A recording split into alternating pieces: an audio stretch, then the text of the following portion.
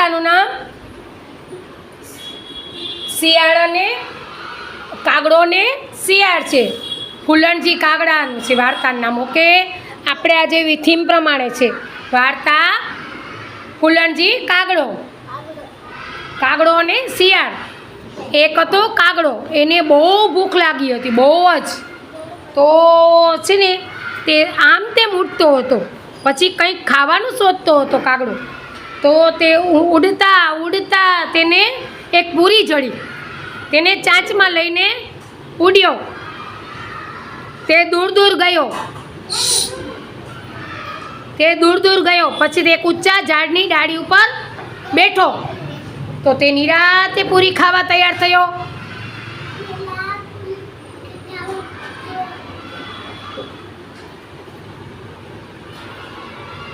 એટલામાં જ તે એક શિયાળ તેને આવી ચડ્યો. તેને પણ બહુ ભૂખ્યો હતો. તે કાગડાએ જોયો, તેને કાગડાની ચાંચમાં પૂરી જોઈ અને શિયાળને પૂરી ખાવાનું મન થયું.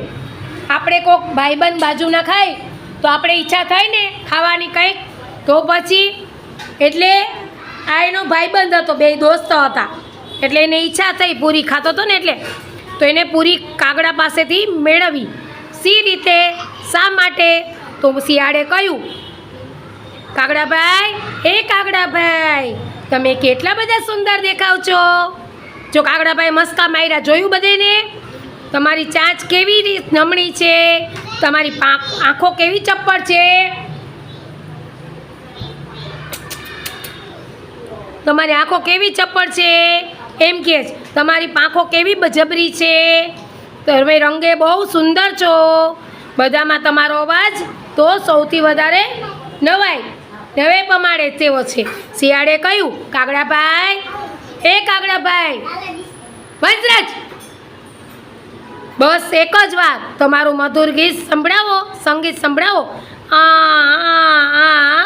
એ કેવો મધુર તમારો અવાજ છે, એવો મીઠો અવાજ ભગવાનને બીજો કોઈને નથી આપ્યો. તો પોતાનો વખાણ સાંભળીને તે કાગડો ફૂલાઈ ગયો. આપણે કોઈક વખાણ કરે સાંભળીને આપણો, તો પછી આપણે વખાણ કરીએ તો આપણે મજા આવે ને. તો એ ફૂલાઈ ગયો. પછી એને ગાવાનું શરૂ કર્યું.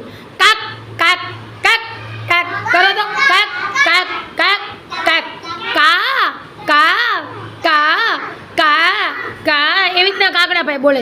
કાગડાની ચાંચ ખુલી ગઈ અને પૂરી નીચે પડી ગઈ. બોલ વાગ્યો એટલે પડી ગઈ નીચે પૂરી. અને એ પૂરી લઈને શિયાળભાઈને પલાયન થઈ ગયા. ખાધું પીધું ને રાજ કર્યું. ઓકે, બધા ક્લેપ કરો, હાલો ફટાફટ. સરસ, મજા આવી બધાને? સરસ.